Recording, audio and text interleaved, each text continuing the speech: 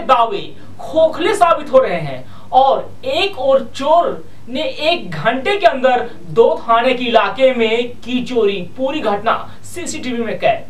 पूर्वी दिल्ली में वाहन चोर का आतंक लगातार बढ़ता जा रहा है। यहां तक कि अब घर की पार्किंग से अंदर भी गाड़ियां सुरक्षित नहीं हैं। चोर इतने शातिर हैं कि एक ही दिन कई वारदातों को अंजाम देने से भी नहीं कतरा रहे हैं। ताजा मामला पूर्वी दिल्ली के शकरपुर और प्रीत विहार थाने का है, जहां से 1 घंटे के अंदर एक ही चोर ने 2 बाइक पर हाथ साफ कर दिया। यही नहीं, शातिर चोर का दिमाग देखो, पहली वारदात के बाद कोई पहचान न ली, इसलिए दूसरी वारदात से पहले शर्ट चेंज कर चोरी की पहली वारदात है। शकरपुर इलाके की, जहां अक्षय जो कि अपने परिवार के साथ एक फ्लैट में रहते हैं, फ्लैट के नीचे पार्किंग बनी है, जहां पर उन्होंने हाल ही में अपनी नई एनफील्ड बुलेट खड़ी की। 2 तारीख की सुबह जब वो अपनी गाड़ी लेने नीचे पहुंचे तो बुलेट गायब थी। जब सीसीटीवी चेक किया गया तो एक चोर 5:40 पर पैदल ही उनकी गाड़ी ले जाता दिखा। नाम मेरा अक्षय बत्रा। अक्षय जी, क्या हुआ था? कितने बजे की घटना थी? कैसे बाइक चोर जो आया था? 5:30 बजे की है। 5:30 बजे चोर वहाँ से आता हुआ सीसीटीवी कैमरे में दिखा हमें। आने के बाद 10 मिनट उसने लगाए और बाइक निकाल के उस पूरी फुटेज है उसकी, वहाँ से बाइक ले जाते हुए चला गया। तो कौन सी बाइक थी? कितने? बाइक बुलेट है, ब्लैक कलर की बाइक है, नई बुलेट थी। अभी कंप्लेंट कर दी है और थाने के अंदर दे दिया उसकी सीसीटीवी रिपोर्ट सारी। अच्छा, जो चोर था वो कितने बजे के करीब आया था और कितने तारीख की बात है? कैमरे में 3 तारीख सुबह की बात है। सुबह 5:50 पे चोर ने घर में एंट्री करी है ये पार्किंग के अंदर। उसके बाद 5:56 के अंदर 6 मिनट में उसने बुलेट चुराई और चला गया। दूसरी घटना प्रीत विहार इलाके में अभिषेक के यहाँ की। इसी चोर ने कमीज बदलकर ठीक 35 मिनट बाद घर की पार्किंग में से ही स्प्लेंडर बाइक चोरी की, जहां पर पास में लगे सीसीटीवी में कैद हो गई। यहां बता दें कि पूरे देश में 1 महीने में होने वाले गाड़ियों की चोरी के मामले में दिल्ली सबसे अव्वल नंबर पर है, जहां हर महीने 4000 से भी ज्यादा गाड़ियां चोरी होती है। और दिल्ली में पूर्वी दिल्ली के यही वो इलाके हैं जहां पर गाड़ी चोरी के सबसे ज्यादा मामले सामने आते हैं। पुलिस कई बार चोरों को पकड़कर अपनी पीठ थपथपाती है, पर उसका असर आम जनता तक नहीं पहुंच रहा। उल्टे चोरों की वारदातों में इजाफा हो रहा है। अब पुलिस को सोचने की जरूरत है कि आखिर किस तरह गाड़ी चोरियों पर लगाम लगाई जा सके। कब बाइक चोरी हुई थी और कौन सी बाइक थी? 2 तारीख को हुई थी, स्प्लेंडर प्लस थी, ब्लैक कलर की। 2 तारीख को सुबह 5:45 को हुई है। अच्छा, कौन, कितने लोग थे वो जो चोरी? एक ही था। एक लोग। अच्छा, क्या किसमें पता लगा, कैसे पता चला बाइक चोरी हो गई? कितने बजे पता चला तुम्हें बाइक चोरी हुई? मैं आया अपने ऑफिस के लिए 10 बजे नीचे उतर के। अच्छा। मैं यहाँ पे काम करता हूँ LIC में। तो मैं नीचे उतर के आया तब मैंने देखी बाइक मेरी नहीं थी। अच्छा। मैंने फिर फ़ोन किया पापा को, पापा ने ऊपर से फिर देखा बाइक नहीं थी, फिर पुलिस को फ़ोन किया। FIR कराई, सब कुछ करा। अच्छा, पुलिस क्या कर रही है इसके ऊपर? पुलिस ने क्या करा? नहीं, पुलिस वालों ने सीसीटीवी मिली है उसमें। कांग्रेस ने मध्य प्रदेश, उत्तराखंड और उत्तर प्रदेश के राज्यसभा चुनावों में अपने उम्मीदवारों के खिलाफ बाधा पहुंचाने वाली बीजेपी की ताकतों का आक्रामकता से मुकाबला करने का फैसला किया है। इसके मद्देनजर इन तीनों राज्यों में राज्यसभा चुनाव के दौरान कांग्रेस बीएसपी का रणनीति गठजोड़ देखने को मिल सकता है।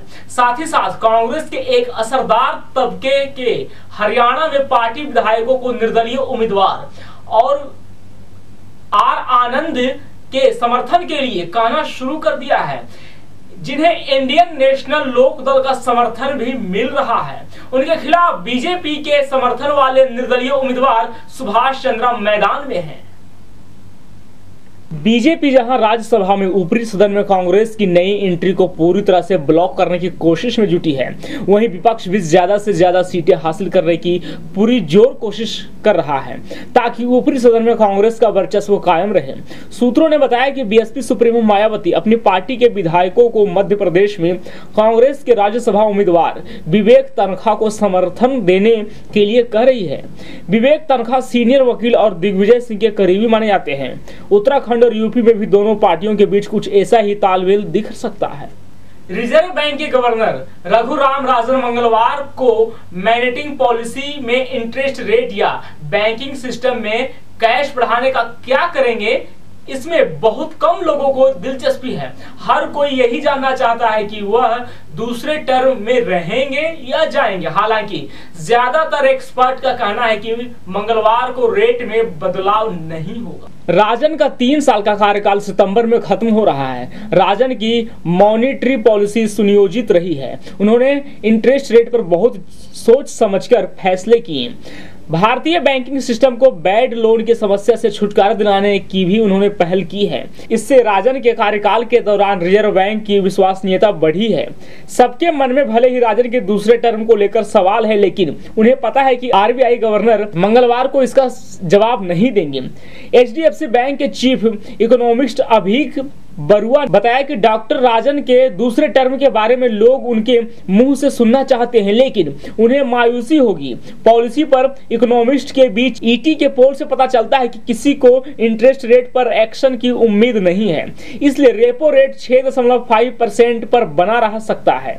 इस रेट बैंकों को आरबीआई से लोन मिलता है। दूसरे रेट्स भी जस के तस रह सकते हैं। प्रवासी भारतीयों का सितंबर में $26 का डिपॉजिट मैच्योर होगा। इस रकम के निकाले जाने पर कैश और करेंसी मैनेजमेंट किस तरह किया जाएगा, इस बारे में राजन मंगलवार को कुछ संकेत दे सकते हैं।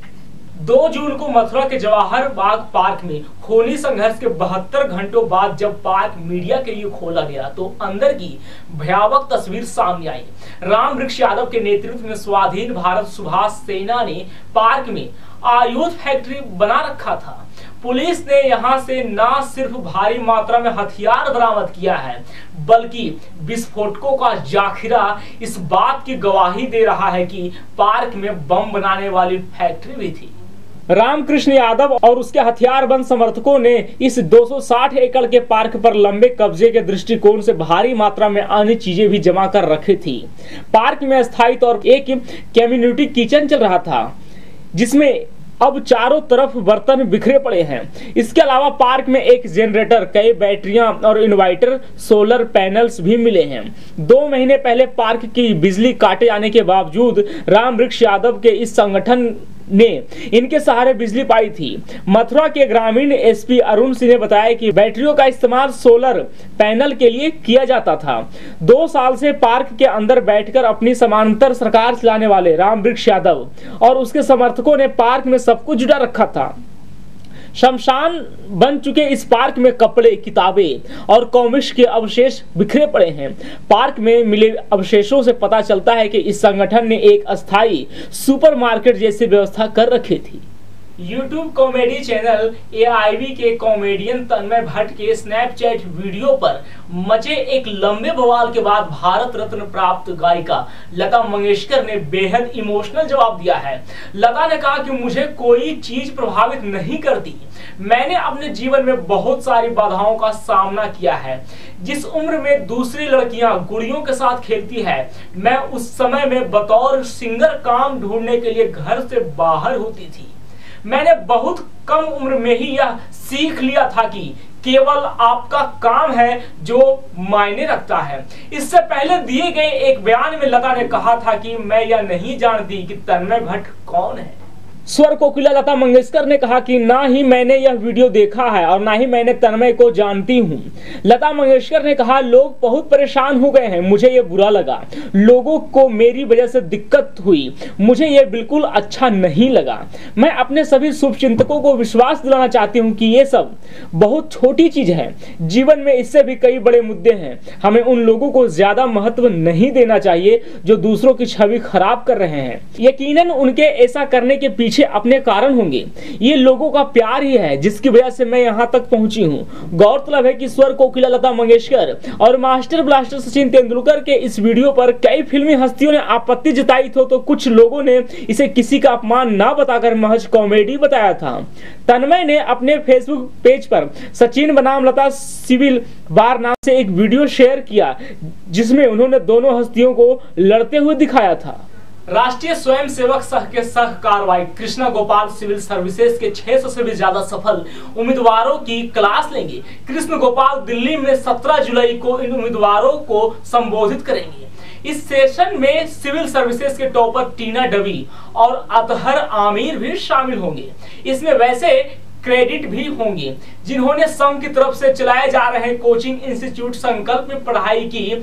इस संस्था की दिल्ली समेत देश भर में कई शाखाएं हैं। संकल्प के को ऑडिटर प्रकाश ने बताया कि इस बार उनके संस्थान के उम्मीदवारों का सक्सेस रेट काफी हाई रहा। प्रकाश ने बताया कि दिल्ली की डाबी और अनंतनाग के आमिर जैसे टॉपर्स भी सिविल सर्विस की लिखित परीक्षा पास करने के बाद मॉक इंटरव्यू के लिए संघ के संस्था में आए थे।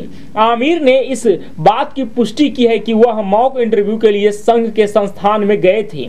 उन्होंने बताया, हाँ, मैं मॉक इंटरव्यू के लिए संकल्प गया था। इंटरव्यू की तैयारी करने वाले ज्यादातर लोग संस्थान में पहुंचते हैं। संस्थान आपको बेहतर ढंग से तैयारी करवाता है और इसके लिए मामूली रकम लेता है। हालांकि उन्होंने 17 जुलाई की बैठक में शामिल होने की पुष्टि नहीं की।